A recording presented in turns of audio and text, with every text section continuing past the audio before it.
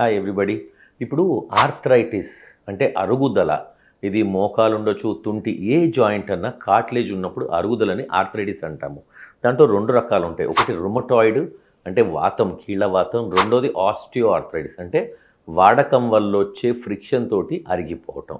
ఇప్పుడు మనము కామన్గా చూస్తున్నాం ఏంటంటే చిన్న వయసులో రుమటాయిడ్ ఆర్థరైటిస్ ఉంటుంది, పెద్ద వయసులో మనకి అరుగుదల.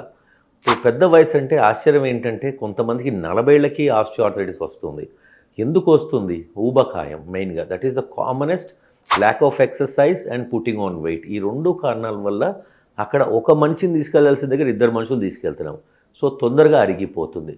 అందుకని ఇప్పుడు మీకు మోకాళ్ళ నొప్పులున్నా లేకపోతే ఏ జాయింట్ నొప్పులున్నా ఫస్ట్ నొప్పులు, దాని తర్వాత స్టిఫ్నెస్, దాని తర్వాత కదలికలో నొప్పి రావటము, బరువు పెట్టి అంటే నడవటము, మెట్లెక్కడము, కింద కూర్చొని లేవటం, ఈ నొప్పులు వస్తే ఫస్ట్ మీ డాక్టర్ని సంప్రదించండి.